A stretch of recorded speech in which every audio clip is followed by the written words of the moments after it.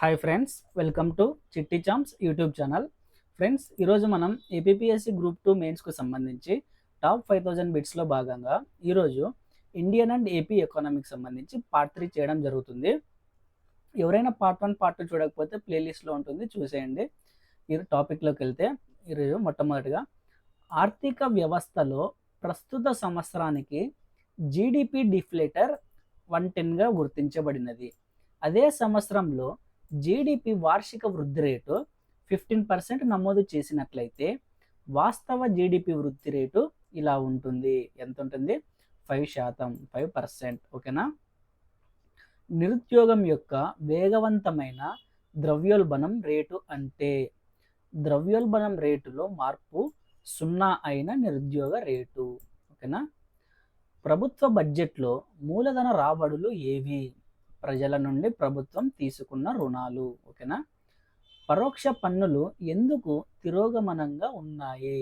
ఎందుకంటే వారు అన్ని ఆదాయ వర్గాలకు ఒకే రేటుతో వసూలు చేస్తారు. సాధారణ ధరల స్థాయి పెరుగుదల అనేది దేనివల్ల సంభవించవచ్చు? డబ్బు సరఫరాలో పెరుగుదల. ఓకేనా? సమర్థవంతమైన డిమాండ్లో పెరుగుదల. ఓకేనా?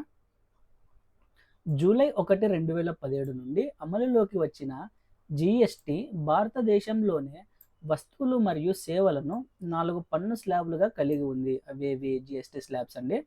5%, 12%, 18%, 28%. ఓకేనా?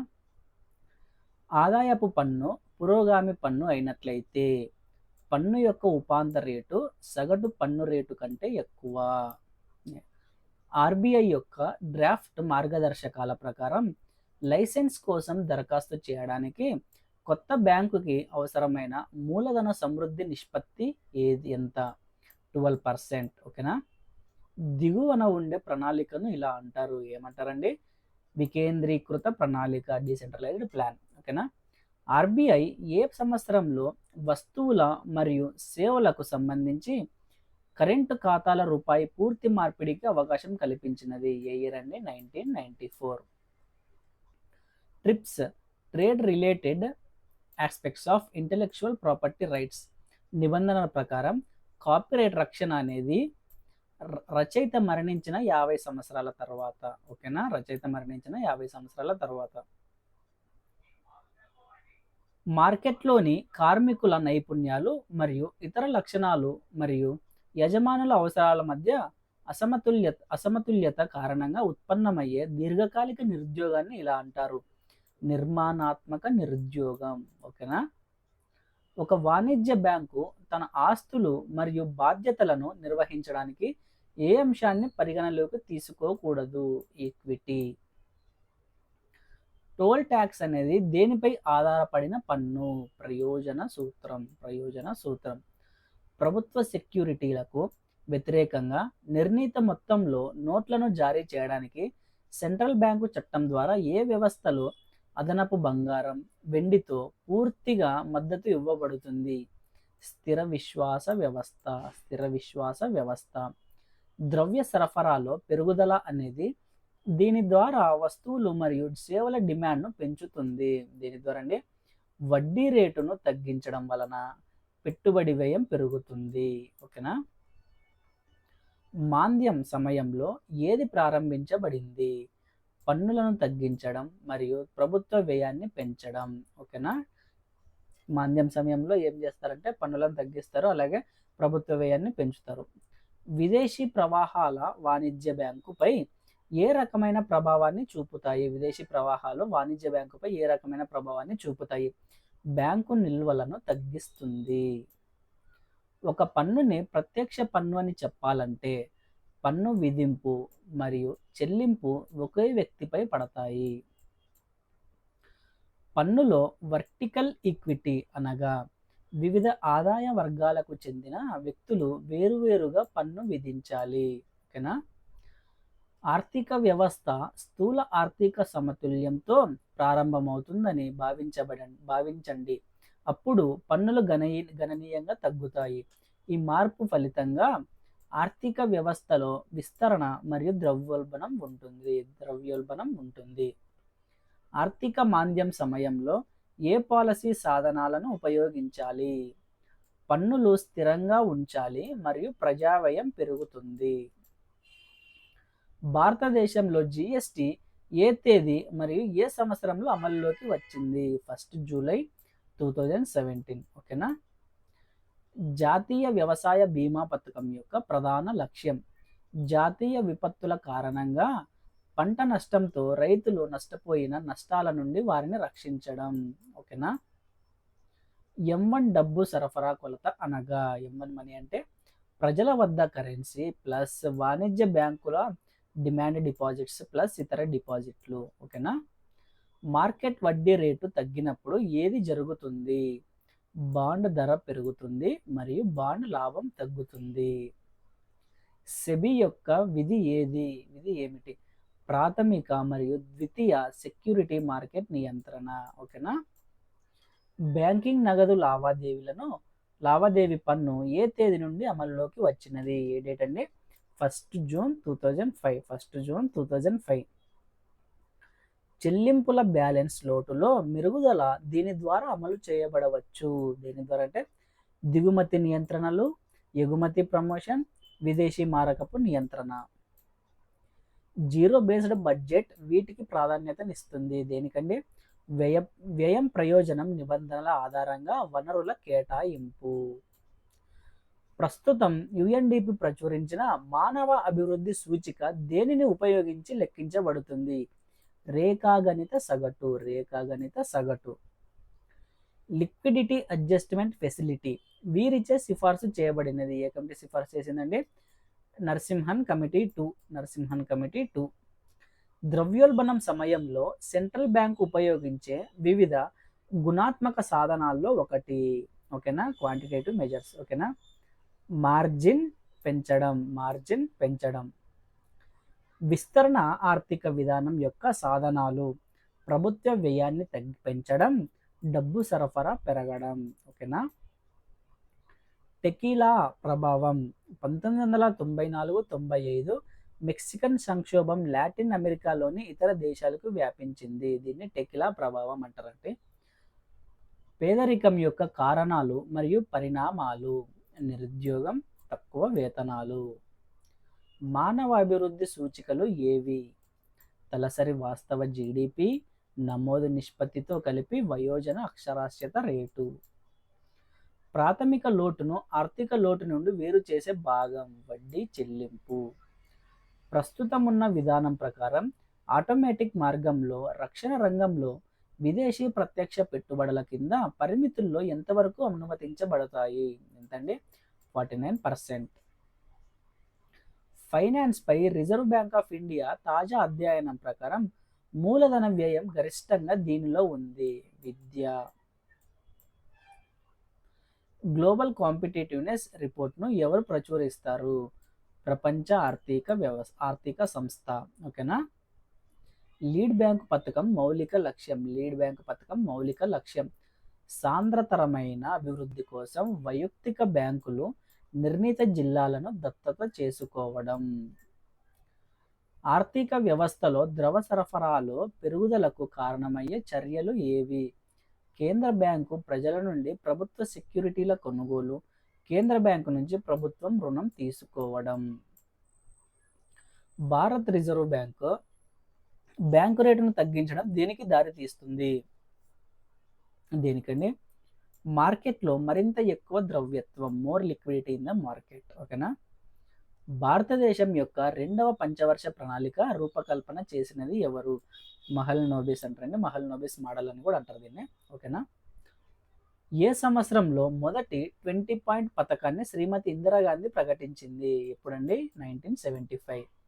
జాతీయ వ్యవసాయ కమిషన్ ప్రకారం వ్యవసాయ రంగంలో ఉద్యోగిత కలిగిన సంభావ్య ఆధిక్యత ఉద్యాన కృషి పంటలో కలదు. లక్షత ప్రజా పంపిణీ విధానం దేశంలో ఈ సంవత్సరం నుండి అమలులోకి వచ్చింది. ఓకేనా. లక్షత TPDS. ఓకేనా. 1997 టార్గెటెడ్ పబ్లిక్ డిస్ట్రిబ్యూషన్ సిస్టమ్. ఓకేనా. వ్యాపార బిందువు అంటే ఏమిటి? కేంద్రీకృతంగా నియమితమైన స్టాక్ మార్కెట్. ఓకేనా. Industrial development bank of India అనేది ఒక స్వతంత్ర ప్రభుత్వ రంగ సంస్థ. ఓకేనా. నోట్ల రద్దును ఏ సంవత్సరంలో చేశారు? ఏ ఇయర్ అండి? 2016 పెద్ద నోట్ల రద్దును. రెపో రేటు అనగా ఏ రేటు దగ్గర రిజర్వ్ రెపో రేట్ అంటే ఏంటంటే రిజర్వ్ బ్యాంక్ వాణిజ్య బ్యాంకులకు రుణాలు మంజూరు చేసే రేటు. ఓకేనా. పోటీ చట్టాన్ని ఏ సంవత్సరంలో తీసుకుని వచ్చారు? ఏ ఇయర్ అండి? 2002. CAPART council for advancement of people's action and rural టెక్నాలజీని ఏ ఉద్దేశంతో స్థాపించారు? గ్రామీణాభివృద్ధికి. ఓకేనా. ఏ రాష్ట్రాలయందు రైతులు ప్రభుత్వం తిరస్కరించి బీటీ పత్తి, బీటీ కాటన్ మరియు బీటీ బ్రింజల్, బీటీ వంకాయ సాగును చేయటం ప్రారంభించినారు? ఏ స్టేట్స్ అండి? మహారాష్ట్ర మరియు Haryana. GSTN goods and service tax network అనగానేమి? వస్తు సేవల పన్నుకు సమాచార సాంకేతికత, మౌలిక వసతులు మరియు సేవ అందించే ఒక లాభార్జన రహిత ప్రభుత్వ ఇతర కంపెనీ. ఓకేనా. భారతదేశంలో వ్యవసాయ ఆస్తి మరియు ఆదాయంపై పన్ను విషయంపై ఏర్పాటు చేయబడిన కమిటీ రాజ్ కమిటీ అండి, 1972. తూర్పు భారతానికి హరిత విప్లవాన్ని తీసుకురావాలి అనే పథకం కింద ఏ పంట యొక్క ఉత్పాదక సామర్థ్యంలో వృద్ధి సాధించారు? వరి. సామాజిక న్యాయము మరియు సాధికారత మంత్రిత్వ శాఖ ప్రారంభించిన ఇంట్లో ఇండియా ఇన్సెంటివ్ పథకం యొక్క ముఖ్య ఉద్దేశం. ప్రారంభించిన ఇంట్లో ఇండియా ఇన్సెంటివ్ పథకం యొక్క ముఖ్య ఉద్దేశం ఏంటంటే మానసిక మరియు అంగవైకల్యం గల దివ్యాంగులను ప్రధాన జనజీవన స్రవంతిలోకి తీసుకురావడము. హిందూ వృద్ధి రేటు అనే పదాన్ని ఎందుకు వాడారు? ఈ హిందీ వృద్ధి రేటు అనే పదాన్ని వచ్చేసి మన రాజకృష్ణ ఇచ్చినారండి. రాజకృష్ణ స్తబ్దమైన వృద్ధి రేటును వివరించడానికి, అంటే స్టాగ్నెట్గా ఉంది ఎకనామిక్ గ్రోత్ అనేది. India's economic growth rate before the economic reforms 1991. Economic reforms కంటే ముందు ఉండేదాన్ని ఏమంటారంటే హిందూ వృద్ధి రేట్ అని ఈయన చెప్పాడండి. ఓకేనా. సర్చార్జీ సర్టిఫికేట్ దేనితో సమానం? కోర్టు డిగ్రీతో సమానం. రిజర్వ్ బ్యాంక్ స్టాఫ్ కాలేజీ ఎక్కడ ఉంది? చెన్నై. డంకల్ డ్రాఫ్ట్ అనేది దేనికి సంబంధించినది? డంకల్ డ్రాఫ్ట్ అనేది వ్యాపారానికి సంబంధించినది. రూపే అంటే ఏంటి? భారత వర్షన్ చెల్లింపు కార్డు. బేర్ ఫుట్ టెక్నీషియన్లను, పాదరక్షకులు లేని సాంకేతిక కార్మికులను ఏ పథకంలో నియమిస్తారు? మన్రేగా అండి. ఓకేనా. గ్రామాలలో రహదారి వ్యవస్థను ఏర్పాటు చేసే ఉద్దేశం గల ప్రధాన కార్యక్రమం ఏది? పిఎంజిఎస్వై అండి, ప్రధానమంత్రి గ్రామ సడక్ యోజన. ఓకేనా. గ్రామీణ సడక్ యోజన. భారత ఆర్థిక వ్యవస్థ ప్రణాళిక ప్రక్రియ ఒక ఓపెన్ సంప్రదింపుల గల ప్రక్రియ. మొదటి పంచవర్ష ప్రణాళిక విజయవంతం అవ్వడానికి ప్రధాన కారణం ఏమిటి? ప్రణాళిక చివరి 2 ఏళ్లలో మంచి వ్యవసాయ దిగుబడి రావడం. ఓకేనా. భారతదేశపు డిజిటల్ ఆర్థిక వ్యవస్థలో జామ్ అంటే ఏమిటి? జన్ధన్, ఆధార్ మరియు మొబైల్. ఓకేనా. జన్ధన్, ఆధార్ మరియు మొబైల్. దివ్యాంగులను గుర్తించి వారికి సేవలు అందించడానికి వాడే కేంద్రీయ డేటాబేస్ను ఇలా పిలుస్తారు? సదరం అండి, సదరం. ఓకేనా. ఏ కాంగ్రెస్ అధ్యక్షుడు 1938లో జాతీయ ప్రణాళికా కమిటీని ఏర్పాటు చేశారు? ఎవరండి? సుభాష్ చంద్రబోస్. ఇటీవల 16వ ఆర్థిక సంఘం చైర్మన్గా ఎవరు ఎన్నికయ్యారు? ఎవరండి? అరవింద్ పనగారియా. వ్యవసాయ ధరల విధానంను ప్రకటించిన సంవత్సరం? ఏ ఇయర్ అండి? 1964. భారత ఆహార సంస్థని ఏర్పాటు చేసిన సంవత్సరం? ఏ ఇయర్ అండి? 1965. సిఏసిపి అనగా commission for agriculture cost and prices. ఓకేనా. Commission for agricultural costs and prices. ఇటీవల బ్రిటన్లో భద్రపరిచిన ఎన్ని టన్నుల బంగారాన్ని భారత్కు తరలించారు? 100 టన్స్ అండి. ఓకేనా. నిరుద్యోగిత రేటు ఏ రాష్ట్రంలో అగ్రస్థానంలో ఉంది? కేరళ వెల్లడించిన పిఎల్ఎఫ్ఎస్ సర్వే ఓకేనా, PLSF సర్వే ప్రకారం. 16వ ఆర్థిక సంఘం సభ్యులుగా ఎవరు నియమితులయ్యారు? కేంద్ర మాజీ కార్యదర్శి ఏఎన్ జా, మాజీ బ్యూరోక్రాట్ అన్ని జార్జి మాథ్యూ. ఓకేనా, SBI group chief economical adviser Soumyakanti Ghosh Niranjan. ఓకేనా, వీళ్ళండి. హల్వా వేడుక అనగానేమి? ఏటా బడ్జెట్ పత్రాల ముద్రణకు ముందే నిర్వహించే ఆనవాయితీగా వస్తున్న పద్ధతి. ఓకేనా, GSTకి బ్రాండ్ అంబాసిడర్గా ఎవరు నియమితులయ్యారు? ఎవరండి? అమితాబ్ బచ్చన్. బిట్కాయిన్ అంటే ఏమిటి? ఎలక్ట్రానిక్ పద్ధతిలో సృష్టించి వాడుతున్న డిజిటల్ మారక ద్రవ్యం. ఓకేనా, డిజిటల్ కరెన్సీ.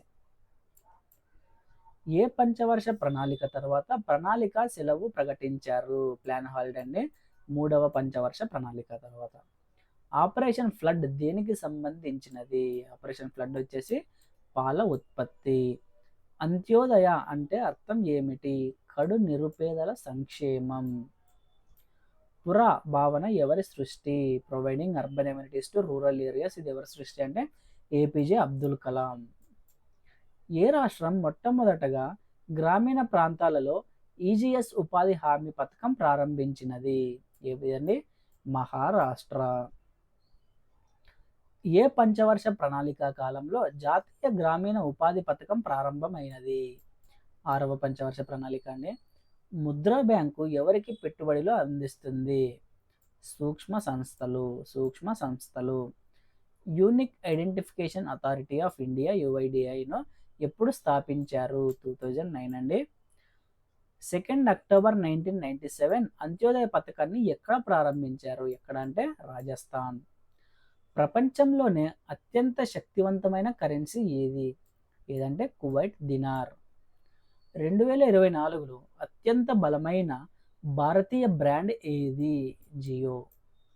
ఇటీవల పేటిఎం పేమెంట్స్ బ్యాంకుపై ఏ సంస్థ ఆంక్షలను విధించినది? RBI అండి. అంతర్జాతీయంగా ఇంధన పరివర్తన సూచీలో భారత్ ర్యాంకు ఎంత? 63. జాతీయ పరీక్షా సంస్థ నేషనల్ టెస్టింగ్ ఏజెన్సీ పరీక్షలు పారదర్శకంగా, న్యాయంగా, సాఫీగా నిర్వహించేందుకు 7 సభ్యులతో ఉన్నత స్థాయి కమిటీని ఏర్పాటు చేసినట్లు కేంద్రం వెల్లడించింది. ఈ కమిటీ చైర్మన్ ఎవరండి? K. రాధాకృష్ణన్. ఇటీవల నాబార్డ్ గ్రామీణ అంకురాలకు ఎంత నిధిని కేటాయించడం జరిగినది? స్టార్టప్స్ అండి, 750 crores. ఓకేనా. ఇటీవల measuring productivity at the industry level the India నివేదికను ఎవరు విడుదల చేశారండి? RBI. ఓకేనా, RBI. ఆర్థిక మేధో సంస్థ applied economic research national council విడుదల చేసిన rethinking social safety net in a changing society నివేదికలో 2011-12లో దేశంలో 21.2% పేదరికం ఉండగా 2024 మధ్య ఎంత శాతానికి తగ్గిందని పేర్కొంది? 8.5% అంటే ఇది ఇంపార్టెంట్, గుర్తుపెట్టుకోండి. ఓకేనా. ఇటీవల GDP గణనకు ఆధార సంవత్సరం మార్పునకు గణాంకాల పథకాల అమలు మంత్రిత్వ శాఖ ఏ కమిటీని ఏర్పాటు చేసినది? విశ్వనాథ్ గోల్డర్ నేతృత్వంలో 26 మంది సభ్యులతో కూడిన కమిటీ. ఓకేనా. 2023-24 ఆర్థిక సంవత్సరానికి భారత్కు ఎన్ని బిలియన్ డాలర్ల రెమిటెన్స్లు వచ్చాయి? ఎన్ని బిలియన్ డాలర్స్ అండి? $107 బిలియన్ రెమిటెన్సెస్ వచ్చాయి 2023-24 ఫైనాన్షియల్ ఇయర్కి సంబంధించి. ఓకేనా. ఇవి ఫ్రెండ్స్ ఇవాళ ఇండియన్ అండ్ AP ఎకనామిక్ సంబంధించిన ఇంపార్టెంట్ బిట్స్. అలాగే నెక్స్ట్ కూడా ఇంకా మరిన్ని వీడియోలు వస్తాయి. అందరూ ఛానల్ని సబ్స్క్రైబ్ చేయండి. అలాగే మీ అభిప్రాయాలను కామెంట్ బాక్స్లో తెలియజేయండి. అలాగే వీడియోని కూడా లైక్ చేయండి, ఎందుకంటే మన వీడియోకి రీచ్ వస్తుంది. అలాగే మన ఛానల్కి కూడా గ్రో వస్తుంది. అందరూ మీరు లైక్ చేసి కామెంట్ చేస్తారని కోరుకుంటున్నాము. Thank you.